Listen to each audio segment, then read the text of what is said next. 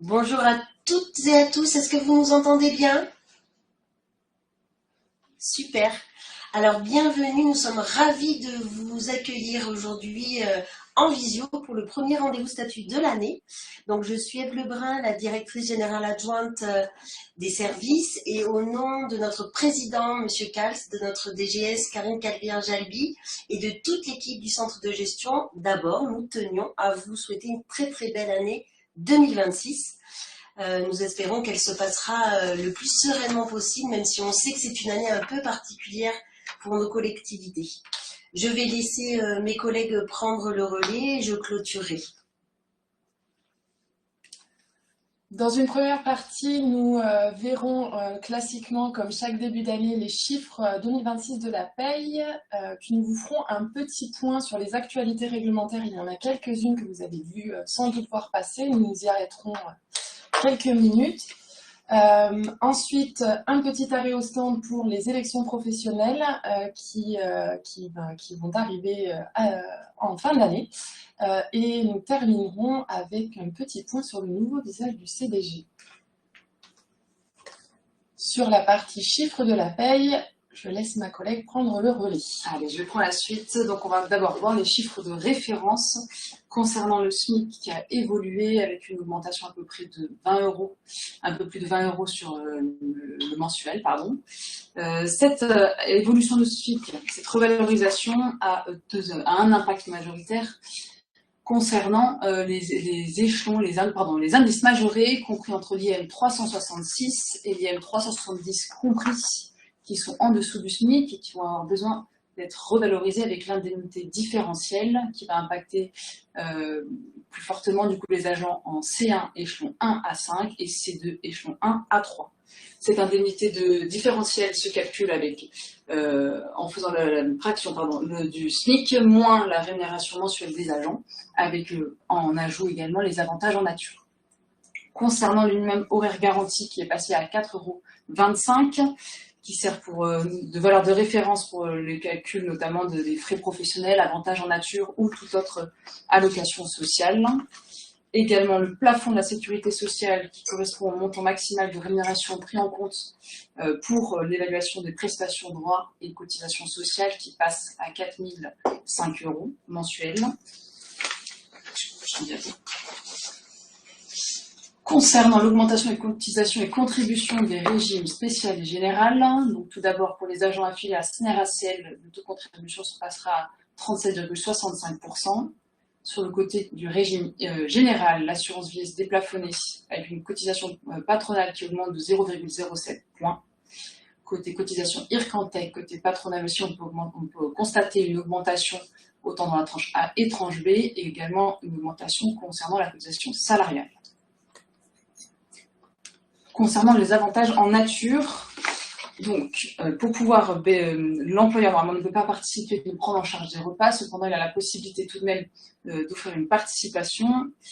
Cet avantage sera réintégré à l'assiette de cotisation avec un montant forfaitaire de 5,50 € si le repas est fourni par l'employeur. En revanche, il y a une participation de l'agent, il y a une différence qui sera notée entre le forfait et la participation de l'agent, à moins que la participation de l'agent soit supérieure à 2,75 €. Concernant les titres restaurants, pour pouvoir bénéficier de l'exonération de la cotisation à la sécurité sociale, la participation de l'employeur ne devra pas dépasser 7,32 € et être compris entre une fourchette entre 50 et 60% de la valeur du titre restaurant, ce qui nous emmène à 2,20 € et 14,64 € pour la valeur du ticket restaurant. Concernant les astreintes, il y a une petite évolution concernant les astreintes de sécurité d'intervention. Cette indemnité, cette revalorisation concerne les agents qui ne sont pas dans la filière technique, donc pour tous les autres agents. Voilà, il y aura juste l'indemnité d'intervention que vous trouverez en suivant également. Donc, oui, et l'astreinte et la suivante. Encore un cran. Et vous retrouverez sur le site du CDG, le nouveau site du CDG, on en parlera tout à l'heure l'ensemble des fiches et les références des chiffres de la paye de 2026, que je vous invite à consulter. Merci Léonie. Petit point sur les actualités réglementaires également. Donc bonjour, donc Morgane André du Conseil juridique et on va faire un petit point sur un certain nombre d'actualités réglementaires parce que pendant la période des fêtes, vous avez pu passer aussi à côté, mais pas mal de textes sont sortis et qui vont vous concerner très rapidement. Le premier point concerne la disponibilité. En effet, le cadre légal de la disponibilité a été modifié et il y a plusieurs modalités pratiques en réalité de la disponibilité qui ont été modifiées. Tout d'abord, a été supprimée la condition de réintégration au bout de 5 ans. Comme vous le savez, les agents peuvent partir en disponibilité pendant maximum 10 ans, à la condition qu'au bout de 5 ans, ils réintègrent pendant 1 an et demi. Cette condition de réintégration a été supprimée, probablement pour des raisons pratiques, et puis on constatait bien que dans les faits, c'était pas forcément respecté, donc cela a été supprimé. Par ailleurs, vous n'êtes pas sans savoir que les agents conservent leur droit à l'avancement lorsqu'ils exercent une activité privée qui rentre dans les conditions prévues par le CJFP. Et ces droits à l'avancement étaient conservés lorsqu'ils transmettaient de façon annuelle toutes les pièces justificatives. Il y a une modification qui est aussi intervenue à ce moment-là, puisque la conservation de ces droits-là n'est plus subordonnée à une transmission annuelle. En d'autres termes, cela signifie que les agents peuvent désormais vous transmettre les pièces au moment de leur réintégration, donc vous recalculerez leur carrière, vous la mettrez à jour au moment de leur réintégration. Il y a aussi, j'en profite pour vous rappeler qu'en principe, vos agents en disponibilité doivent donc vous tenir informés des activités qu'ils exercent à titre privé lors de leur disponibilité, non seulement pour conserver leur droit à l'avancement, mais aussi au nom du respect des obligations déontologiques des agents. On a aussi des nouveautés concernant le CET, donc le compte épargne-temps. Le compte épargne-temps, comme vous le savez, c'est un petit sac, on va dire, où les agents mettent leurs jours et leurs heures supplémentaires, etc. Et ces jours-là, ils peuvent en demander l'indemnisation si cela est bien prévu dans votre délibération. Ils ne pouvaient jusqu'à présent demander l'indemnisation que des jours au-delà du 16e jour épargné. C'est-à-dire que si vous aviez un agent qui avait 30 jours sur son CET, il ne pouvait ne demander l'indemnisation que de 15 jours. Il y a une possibilité qui a été ouverte aux collectivités par un décret du mois de novembre, qui est que les collectivités peuvent désormais prévoir un plafond de nombre de jours pouvant faire l'objet d'une indemnisation. C'est-à-dire que vous pouvez prévoir par délibération que par an, vous n'indemniserez que 5 jours positionnés sur le CET. Toujours en respectant cette limite-là des 15 premiers jours du CET qui ne peuvent pas être indemnisés. Attention toutefois, ce plafond, il doit être expressément prévu par une délibération qui est soumise à un avis préalable du CST. Donc on vous alerte bien là-dessus. Ensuite, nouveauté côté médical. Il y a une nouvelle périodicité qui a été mise en place puisque les visites médicales d'information et de prévention avaient jusqu'à présent lieu tous les 2 ans. Et le délai a été rallongé. Maintenant, les agents doivent bénéficier d'une telle visite au minimum tous les 5 ans, dans le cadre général. Hospitalier ou privé. Exactement, c'est ça. Et probablement aussi par rapport aux disponibilités aussi des médecins. Donc, je vous laisse avec Madame Chabert de la Clairière et Madame Bernade pour faire un petit point sur les éléments purement carrière. Bonjour à tous. Donc, pour commencer, effectivement, la carrière a également été impactée par 3 nouveaux décrets qui sont sortis sur la fin d'année et qui vont concerner notamment les avancements de grade et la promotion interne. Donc, le premier va concerner la suppression des ratios entre les 2 voies pour l'avancement de grade. Avant, on avait un délai d'attente entre l'avancement de grade qui était fait au choix ou via l'examen professionnel. Aujourd'hui, voilà, ces ratios ont été supprimés, donc on n'a plus d'attente pour nommer les agents par le biais des 2 voies. On a ensuite eu une suppression au niveau du seuil démographique, c'est-à-dire qu'on avait donc ça va concerner tout ce qui va être attaché principal, ingénieur principal et conseiller des APS principal également. Donc en fait, avant, on avait un seuil démographique à respecter, ce qui fait que les agents étaient plus ou moins bloqués par ce seuil pour bénéficier d'un avancement de grade. Donc ça a été supprimé, ce qui veut dire que maintenant, des agents qui ne pouvaient pas prétendre à un avancement de grade du fait de la démographie, aujourd'hui pourront y prétendre. Donc les avancements de grade, j'en profite, seront envoyés d'ici la semaine prochaine aux collectivités. Ça ne concerne pas que les avancements de grade, en fait, c'est le seuil de création au sein de voilà. la collectivité. Alors, il y a souvent un enjeu d'avancement de grade, mais effectivement, c'est la possibilité pour toutes les collectivités de plus de 2000 habitants de pouvoir créer des emplois d'attaché principal, de conseiller principal des APS et d'ingénieur principal, ce qui n'était pas possible avant. Il fallait donc dépasser le seuil de 2000 habitants. Voilà, donc vous avez eu l'explication un peu plus complète. Et ensuite, nous avons donc le dernier décret qui est sorti, qui va concerner les secrétaires généraux de mairie. Donc là également, en fait, toutes les secrétaires généraux de mairie de catégorie B qui exercent dans des collectivités de moins de 2000 habitants, au bout de 4 ans, du coup, sur ce grade-là, peuvent prétendre également à la promotion interne au grade d'attaché, ce qui, jusqu'à présent, n'était pas le cas. Il faut quand même prendre en compte qu'il n'y a que cette partie-là qui a été modifiée et qu'en aucun cas, les quotas ont été modifiés. J'en profite également pour vous dire que la campagne de la promotion interne sera ouverte dès la première semaine de février et elle courra donc jusqu'à la première semaine de mai, donc en général au 2 mai. Et il n'y aura pas d'impact de changement de date du fait des élections professionnelles qui tombent sur la même période. Voilà pour ma partie.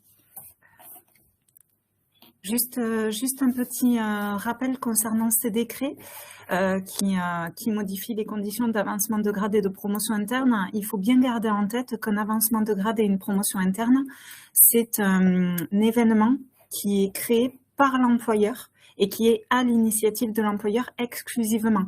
Un agent ne pourra pas se prétendre de ne pas avoir bénéficié d'un avancement de grade si la collectivité n'a pas de quoi créer ce poste.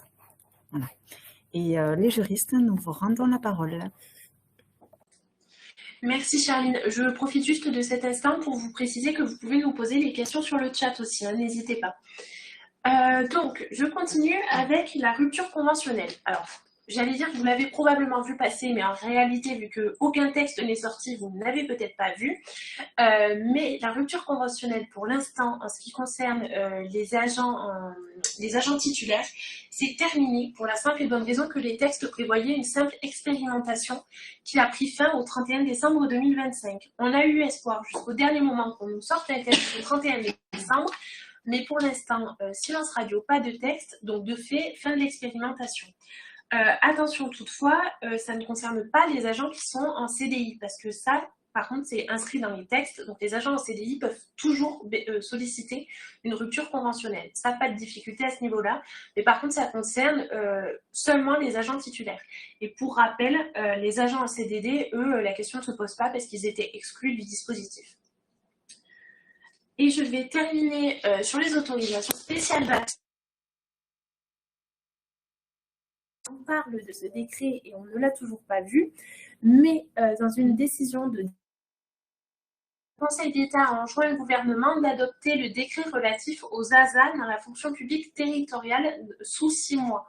Donc ça nous amènerait en juillet.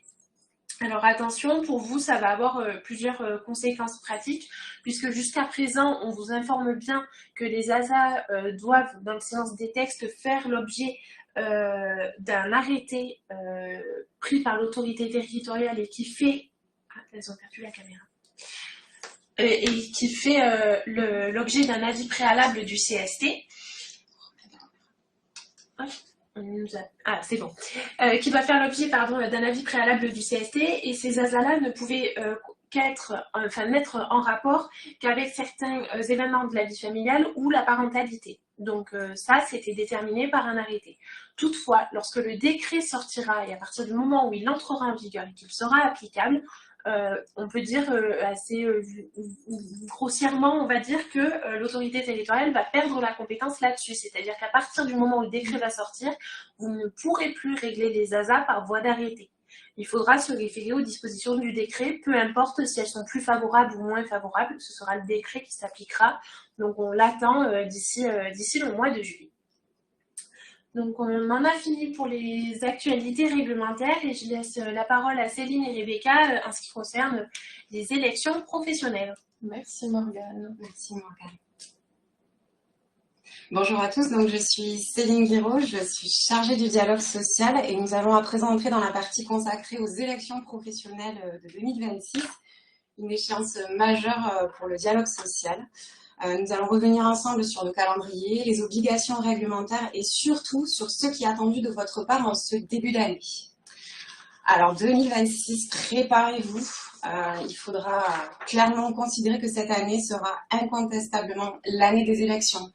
Cela démarrera avec les élections municipales en mars, les 15 et 22 mars. Il y aura ensuite donc le renouvellement de vos conseils communautaires un mois après. Les élections du conseil d'administration du centre de gestion le 22 juin. Et pour finir, les agents territoriaux seront appelés à voter pour élire leurs représentants au sein des différentes instances consultatives que sont la commission administrative paritaire, la commission consultative paritaire, le comité social territorial et la formation spécialisée en matière de santé, sécurité et conditions de travail. Avant d'entrer dans le vif du sujet, il est important de vous rappeler que les représentants des collectivités qui siègent dans ces instances consultatives, donc CAP, CCP, Conseil de discipline, CST et F3SCT, vont voir leur mandat prendre fin en même temps que leur mandat électif. Les élections donc prévues en mars entraînent ainsi la perte de leur mandat dans l'ensemble de ces instances et par conséquent, eh bien, l'organisation du calendrier des instances paritaires portées par le centre de gestion sera impactée. Comme vous pouvez le constater, il y aura une période de transition de mars à juin pendant laquelle il n'y aura pas de réunion ni de CAP, ni de CCP, ni de conseil de discipline. Donc si j'ai un mot à vous dire à ce sujet, c'est que si toutefois vous avez des dossiers individuels complexes à traiter durant cette période, eh bien n'attendez pas, contactez-nous, nous ferons en sorte eh bien, soit de les prendre en charge immédiatement, en tout cas avant le mois de mars, ou bien alors de trouver une solution pour prendre en charge vos demandes dans les meilleures conditions possibles. S'agissant du CST, lui, il sera bien maintenu au mois de mai, le 28 pour être plus précise. Et ensuite, donc, avec les élections de notre nouveau conseil d'administration au sein du centre de gestion, eh bien, nous pourrons reprendre un calendrier classique. Le calendrier des instances, en tout cas pour le premier semestre du CST et de la F3SCT, sont d'ores et déjà disponibles sur le site du centre de gestion. Donc s'il faut retenir une chose, Céline, c'est essayer d'anticiper au maximum vos dossiers et contactez-nous si vous avez le moindre doute. On trouvera ensemble une solution pour passer vos dossiers dans les meilleures conditions, ou en tout cas de les préparer pour la reprise des instances. Alors, sortez vos agendas, si ce n'est pas déjà fait. Il faut absolument noter la date du 10 décembre 2026, puisque c'est à cette date que se dérouleront donc les prochaines élections professionnelles, conformément à l'arrêté ministériel du 2 juillet 2025. Il s'agit d'un cadre national qui est identique pour l'ensemble des 3 versants de la fonction publique. Pour qui les agents sont-ils amenés à voter? On ne les présente plus, Céline les a évoqués en début de séance. Le comité social territorial, je parle uniquement des représentants du personnel dans les diverses instances consultatives que vous connaissez, donc le CST, la CAP et la CCP.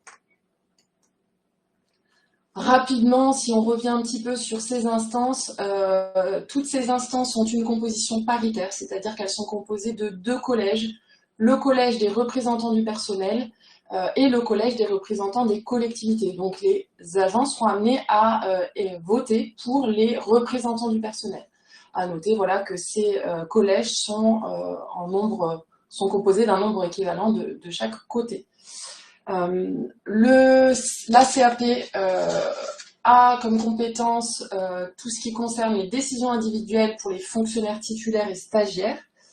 La CCP, quant à elle, c'est le pendant de la CAP, mais côté agent contractuel, donc pour tout ce qui concerne les décisions individuelles de ces agents.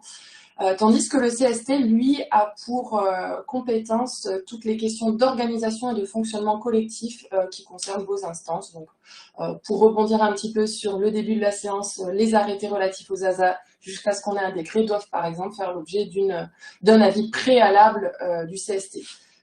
Ça va sans dire, mais ça va bien en le disant, tous ces avis doivent être donnés préalablement à la mise en œuvre des projets, des différents projets. Un petit zoom sur le CST. Les collectivités de moins de 50 agents sont affiliées au CST du CDG. Celles de plus de 50 agents doivent mettre en place leur propre CST, tandis que les collectivités et établissements d'un effectif supérieur ou égal à 50 agents ont la possibilité de mettre en place un CST commun. On y reviendra un petit peu plus en profondeur tout à l'heure, mais il est important que vous transmettiez à nos services la déclaration d'intention de création d'un CST commun au service instance si tel était le cas. Et la F3SCT dans tout ça, la F3SCT c'est une émanation du CST, une commission qui traite de toutes les questions relatives à la santé, la sécurité et les conditions de travail au sein de vos collectivités. Sa mise en place dépend d'un seuil d'effectifs. Donc, pour les structures dont l'effectif est inférieur à 50 agents, qui sont donc affiliés au CST du CDG, toutes les questions de santé et sécurité sont traitées par la F3SCT qui relève du CST placé auprès du CDG. Les collectivités dont l'effectif est compris entre 50 et 199 agents, donc qui ont donc un CST propre ou commun, peuvent créer une F3SCT, c'est une faculté. Puis toutes les collectivités dont l'effectif est supérieur ou égal à 200 agents ainsi que les SDIS donc ont leur CST propre ou commun en fonction des structures et doivent mettre en place plutôt une F3SCT. De manière obligatoire. De manière obligatoire, tout à fait. Les grandes étapes du premier semestre, donc 2026, ce premier semestre, il est fondamental dans la préparation du processus électoral. Et cela commence tout de suite puisque en janvier, vous devez procéder au recensement des effectifs et donc, comme le disait ma collègue Rebecca, à la déclaration d'intention de création d'un CST commun et ce, à une date limite réglementaire imposée au 15 janvier. Date du jour. Donc si ce n'est pas déjà fait, il est urgent d'agir. De janvier à juin, de manière continue donc, il faudra poursuivre la mise à jour de vos effectifs dans le SMD et transmettre de manière concomitante toute pièce justificative auprès de notre service carrière. Et en juin, eh bien, le centre de gestion vous transmettra des projets de liste électorale qu'il vous reviendra de vérifier, contrôler, afin qu'encore une fois, elles soient conformes à vos effectifs actuels. Le recensement des effectifs, donc on insiste encore là-dessus, puisque eh bien, c'est ce que nous attendons de vous aujourd'hui notamment. Cela revient à compléter un certificat administratif de recensement des agents qui ont la qualité d'électeurs à la date de référence qui est le 1er janvier 2026 pour l'ensemble des scrutins que sont la CAP de catégorie A, la CAP de catégorie B et la CAP de catégorie C, la CCP et le CST. Il s'agit, en d'autres termes, de prendre une photographie de vos effectifs au 1er janvier afin de définir un nombre. C'est bien cela que l'on attend de vous, un nombre pour chaque scrutin. Ce certificat, il est disponible en téléchargement sur le site du centre de gestion. Donc dans l'onglet « Je gère les RH », « Saisir les instances »,« Élection professionnelle » et ce sera dans l'étape 1. Il vous a également été envoyé par mail à plusieurs reprises.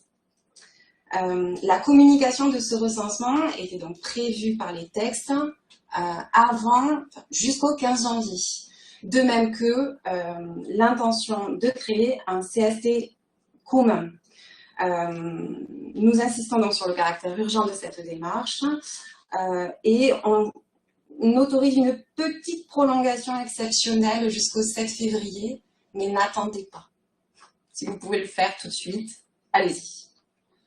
Si vous voulez, ce qui est très important dans cette date du 15 janvier, c'est que c'est celle qui nous permet, c'est une date qui est réglementaire, donc là, il n'y a pas de changement par rapport aux années précédentes, si ce n'est que là, j'allais dire, l'impact il est un petit peu plus visible. L'idée, c'est de savoir quelles sont les collectivités qui sont soumises à l'obligation de mettre en place leur propre CST. Donc, la date du 15 janvier, elle est impérative. La date du 7 février, c'est vraiment une prolongation exceptionnelle pour nous permettre d'avoir une tolérance, si vous voulez, pour nous permettre d'avoir... vous laissez un petit peu plus de temps pour déterminer le nombre d'électeurs. Pour les retardataires. Pour les retardataires. En d'autres termes. Alors, pourquoi recenser au 1er janvier Avant de définir les objectifs de cette première étape, je voudrais juste lever une petite confusion que j'ai notée à travers les différents échanges téléphoniques ou autres questions que j'ai reçues par mail. Cette confusion, elle intervient entre l'étape de recensement des effectifs et l'étape de l'élaboration des listes électorales. Il convient de bien distinguer ces deux étapes. L'étape de recensement des effectifs, elle s'apprécie au 1er janvier 2026. Et ce que l'on attend de vous, c'est un nombre, ce sont des données chiffrées. Alors que l'élaboration des listes électorales, elle viendra bien plus tard dans le processus, dans l'année. Et la date de référence, ce sera celle de la date du scrutin, donc du 10 décembre 2026. Et là, ce que l'on attendra de vous, ce sera bien des données nominatives. Voilà, j'espère que j'ai levé toute confusion. S'agissant donc des objectifs de ce recensement au 1er janvier, ils sont triples. Le premier, eh bien, comme le disait Rebecca, c'est d'identifier les collectivités qui sont soumises à la création d'un CST propre ou commun, donc qui détiennent plus de 50 agents dans leurs effectifs, de fixer la répartition femmes-hommes à respecter sur les listes des candidats qui se présenteront donc aux élections professionnelles. Et pour finir, de déterminer la composition des instances consultatives. Alors, afin d'illustrer ce propos, vous le voyez ici à l'écran, on voit bien que, s'agissant en l'occurrence là de la CAP, l'évolution des effectifs a une incidence directe sur le nombre de représentants du personnel titulaire siégeant à l'instance. En d'autres termes, plus les effectifs sont élevés et plus le nombre de sièges attribués à l'instance sera lui aussi important. À titre d'exemple, pour les CAP placés auprès du centre de gestion pour le mandat dans 2022-2026, il y avait 8 sièges de représentants du personnel titulaire en catégorie C, 7 en catégorie B et 5 en catégorie A. Si l'on poursuit cette illustration, on voit ici donc l'impact des effectifs des agents contractuels donc pour la CCP sur le nombre de sièges de représentants titulaires du personnel. Et pour le centre de gestion, au niveau de la CCP, il y avait 8 sièges de titulaires. Pour finir, le CST, eh bien là encore, on voit l'évolution des effectifs et l'impact sur le nombre de sièges ouverts, donc de représentants du titulaire du personnel. Et au CDG, il y avait 9 sièges. Comment recenser au 1er janvier? Eh bien, je vous l'ai dit plusieurs fois, j'insiste lourdement, pardonnez-moi, il revient de compléter le certificat administratif de recensement des effectifs ayant la qualité de lecteur au 1er janvier 2026 pour les CAP, la CCP et le CST. Ce recensement, il repose essentiellement sur les données qui seront renseignées, qui sont renseignées dans le SMD, donc le service des métiers déconcentrés. Il faut être particulièrement vigilant sur la répartition femmes-hommes et également sur la catégorie des agents, notamment pour les différentes CAP. Et ce certificat, il doit être transmis auprès du service instance et dialogue social sur l'adresse élection. Et donc, vous avez jusqu'au 7 février, mais encore une fois, n'attendez pas le 7 février.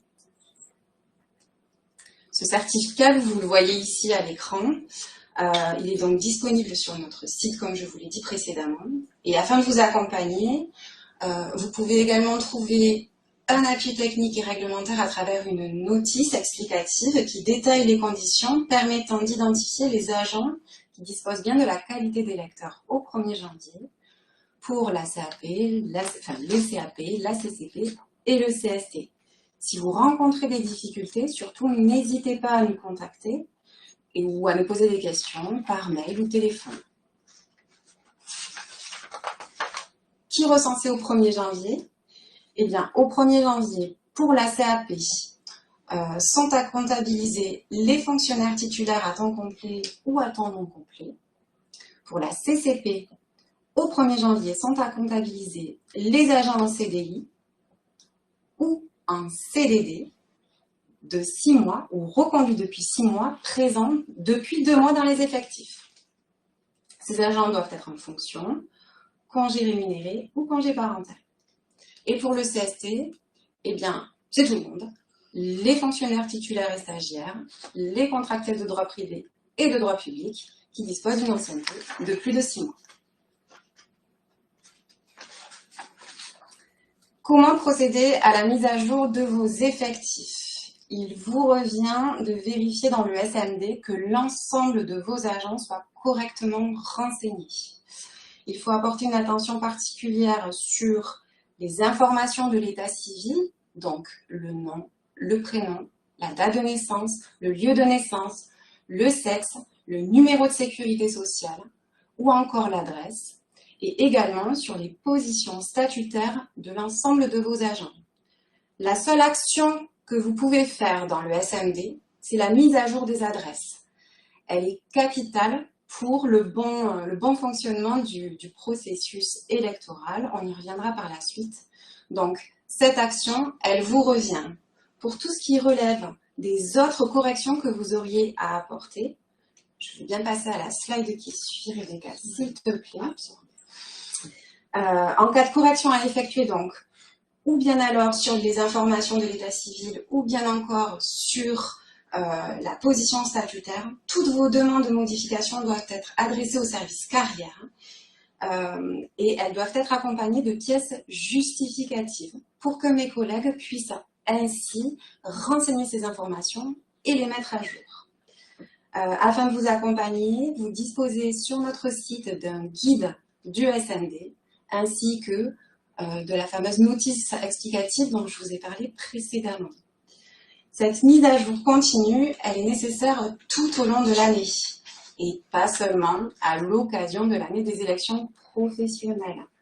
Je vous invite vivement, je vous recommande d'intégrer ces mises à jour dans vos process internes et vos modes opératoires pour qu'à chaque fois qu'il y ait une incidence, une modification au sujet de vos agents, eh bien, vous transmettiez les pièces justificatives auprès du service carrière pour qu'on puisse nous-mêmes en prendre connaissance et ainsi le répercuter dans notre base de données. Alors, c'est la première fois, et j'en suis ravie, j'espère que vous le saurez tout autant que moi, que le CDG va recourir au vote électronique pour l'ensemble des scrutins des élections professionnelles 2026. Le prestataire retenu est SLIB, en lien avec le GIP informatique. J'insiste à nouveau sur l'importance, la vigilance toute particulière que vous devez apporter à la mise à jour des adresses de vos agents. Pourquoi? Eh bien parce que toutes les notices, les identifiants, les mots de passe, les professions de foi seront envoyées directement au domicile de vos agents. Donc il est absolument fondamental qu'elles soient à jour. Et bien encore, les informations de l'état civil, donc le nom, le prénom, la date de naissance, le lieu de naissance, tout ce qui va avec pour que nous puissions communiquer des informations fiables et à jour auprès de notre prestataire et ainsi que toutes les informations qui peuvent prétendre au vote puissent avoir les liens ou autres communications nécessaires afin de pouvoir voter.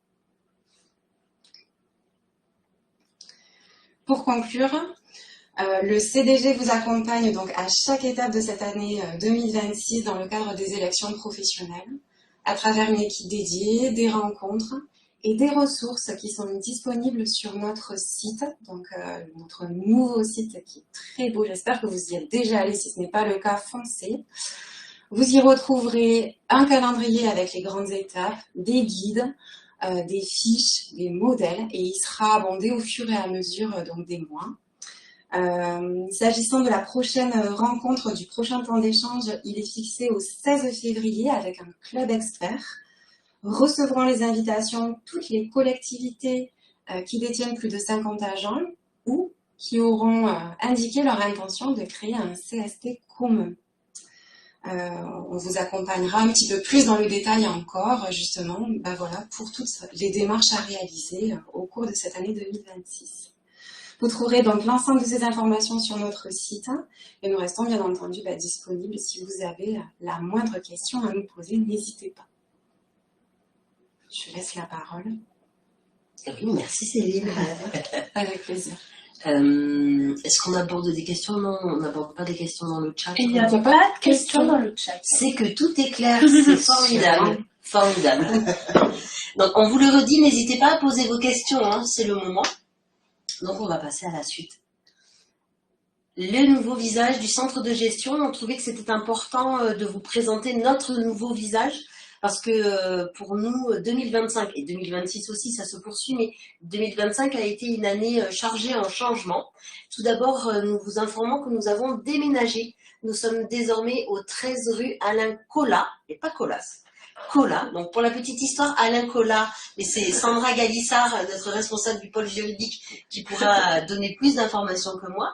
Mais Alain Colas était un navigateur. Donc nous sommes toujours situés à Albi. C'est un chantier qui a duré 1 an. Nous avons d'abord fait l'acquisition de bâtiments que nous avons rénovés, puis nous avons construit une extension. Il y avait plusieurs enjeux. D'abord, évidemment, disposer de locaux plus modernes qui pouvaient accueillir l'entièreté de nos équipes, puisque nous étions sur 2 sites dédiés, un au 188 et un au 1 rue Jarlard. Donc là, nous pouvons désormais travailler tous ensemble. C'était aussi l'occasion pour nous de modifier nos modes de faire et d'encourager le travail collaboratif, la transversalité, d'avoir des locaux plus modernes, d'avoir un accueil plus accueillant, et de mettre du dynamisme. C'était pour nous l'occasion aussi d'insuffler un peu de renouveau au sein de nos équipes. Donc c'est chose faite. Nous avons déménagé depuis le 11 décembre 2025 et nous vous accueillons avec grand plaisir. Alors pour ce qui concerne les locaux, on vous a mis quelques photos, mais vraiment n'hésitez pas, si vous passez par là, venez nous voir, faites-nous un coucou, on vous fait visiter. Donc nous avons, vous voyez là en haut à droite, on a un accueil digne de ce nom, enfin, avec les agents d'accueil qui respirent enfin. Nous avons aussi par exemple des salles de réunion qui sont modulables, un accueil qui est lumineux aussi. Nous avons voulu également mettre en place des pièces qui favorisent la transversalité et le travail collaboratif. Donc par exemple, ici même, nous sommes dans la salle de créativité, que nous avons appelée la Créa. Donc c'est une salle qui est dédiée à des ateliers. Alors évidemment, au rendez-vous statut, au webinaire que nous filmons, on a encore à s'améliorer sur la déco. On envisage de mettre le logo en arrière-plan. On a encore des modifications et on serait pressé que tout soit parfait, mais il faut qu'on prenne le temps. On a aussi une salle de coworking qui permet à nos agents itinérants de se réunir, mais également les équipes spontanément. On a réussi quand même à se doter d'un bel outil de travail qu'on a voulu agréable pour vous accueillir, agréable pour fonctionner et surtout aussi agréable pour améliorer les conditions de travail de nos agents. Donc je pense que c'est plutôt chose faite. On a voulu de la modernité et de l'innovation, mais on a aussi voulu respecter le terroir tarnais et garder cette identité tarnaise. Donc par exemple, on a nommé ou baptisé nos salles de réunion Cocagne, Sidobre, Ségala et la grande salle Bastide. Voilà, donc c'était important pour nous de conserver aussi l'identité du Tarn. En plus de nos nouveaux locaux, nous nous sommes dotés d'une nouvelle identité visuelle. Donc pour rappel, la nôtre ancienne, datée de 2013. On a voulu apporter de la modernité, instaurer une vraie identité visuelle impactante, dynamique, avec peut-être des symboles un peu plus simples. On a mené une démarche collaborative, donc on a organisé des ateliers que l'on a appelés des ateliers de cogitation créative. On en a notamment tenu un avec nos agents, un avec nos élus, durant lesquels notre prestataire que nous avons choisi, donc le prestataire choisi pour l'identité visuelle, c'est Afipub, qui est tout à côté, à Puy-Gouzon. Ils sont intervenus lors des ateliers, donc ça a il y avait une première vocation un peu pédagogique et ensuite on a pu travailler ensemble et consulter nos agents et nos élus pour aboutir à une identité qui nous convient, qui se veut tout en rondeur, avec un dégradé de couleur PEPS qui symbolise et le dynamisme et la positivité, l'accessibilité aussi. Et donc on est en train de décliner tous nos modèles sur la nouvelle charte graphique que nous dévoilons, mais qui n'est pas un secret. Donc voilà, alors entre nous, pour la petite histoire, on l'appelle le Pac-Man. Donc c'est notre nouveau logo. Et Chloé, alors ce projet a été mené par notre chargée de communication, que l'on remercie chaleureusement, Chloé Fillon, qui a fait un gros travail. Donc nous sommes en train de décliner tous nos modèles avec ce nouveau logo. Et enfin, comme un changement n'arrive jamais seul, nous avons aussi décidé de challenger Chloé et de se doter d'un nouveau site internet. Il était important pour nous pour le coup, de répondre à vos besoins, aux besoins de nos collectivités, de nos usagers. Il était nécessaire de moderniser l'interface, d'améliorer la visibilité des informations et puis surtout d'améliorer la recherche des documents. Donc c'est chose faite. Alors nous avons aussi voulu installer notre nouveau site dans une démarche collaborative. Donc nous avons tenu compte des retours, de vos retours à vous, mais nous avons aussi consulté de façon dédiée des collectivités. Nous avons notamment travaillé avec 17 collectivités. Donc notre nouveau site est en fonctionnement. Comme disait Céline, nous espérons que vous y alliez souvent depuis le 15 décembre. Vous pouvez changer de diapo. Voilà notre nouveau site si vous ne l'avez pas encore découvert. Nous l'avons testé avec les collectivités qui ont bien voulu se prêter au jeu. Nous avons nous-mêmes testé, les agents du CDG ont testé le site. Et alors, du coup, les grands changements. On a maintenant un menu qui a été grandement simplifié, qui est basé sur 3 profils. Soit je gère les RH, soit je suis agent public, soit je veux intégrer la fonction publique territoriale.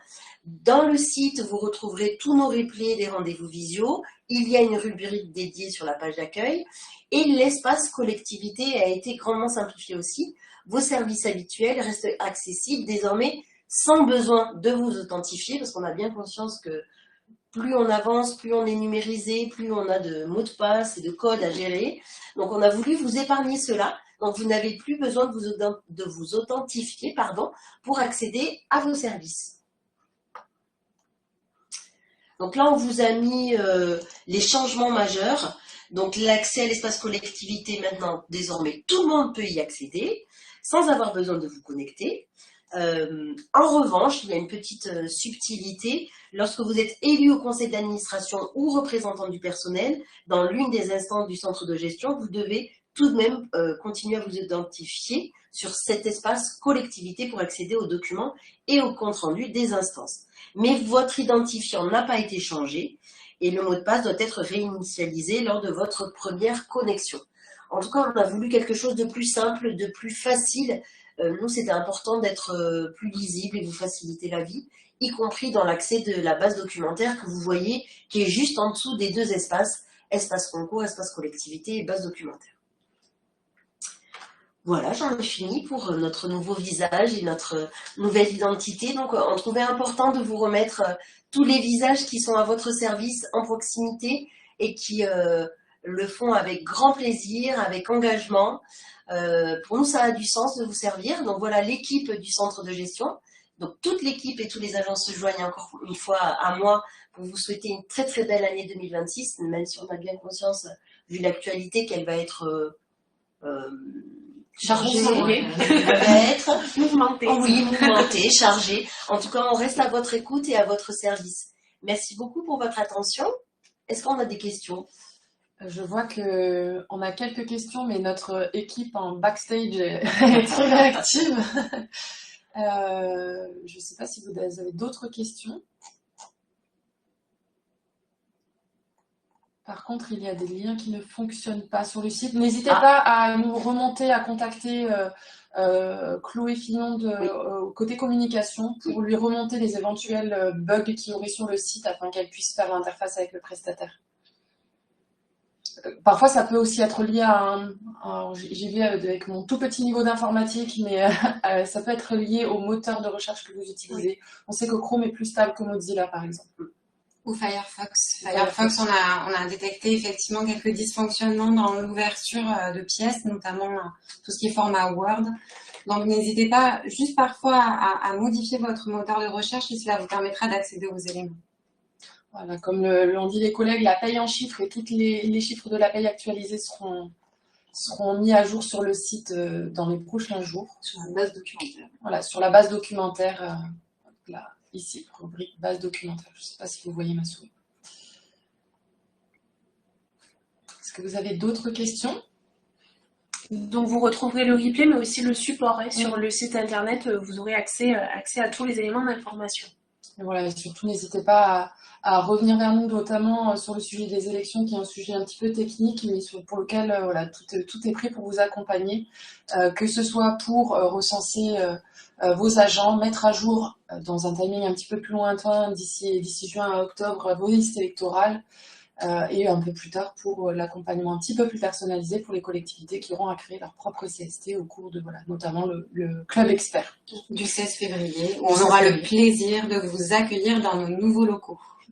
Et encore une fois, par rapport à ce calendrier-là, n'hésitez pas vraiment à anticiper vos situations qui pourraient être problématiques. Alors, on a bien conscience que c'est pas toujours possible, mais quand vous savez qu'il y a des échéances qui vont arriver et qui seraient susceptibles de poser problème, n'hésitez pas à nous contacter, notamment au service juridique, pour qu'on puisse vous accompagner, comme le disait Céline tout à l'heure, de la meilleure façon possible, dans les meilleures conditions possibles, au vu du calendrier auquel nous sommes tenus en termes d'instance. Merci à tous pour votre attention. Merci. Et Merci beaucoup. À très bientôt. Bonne journée. Bonne journée. Au revoir.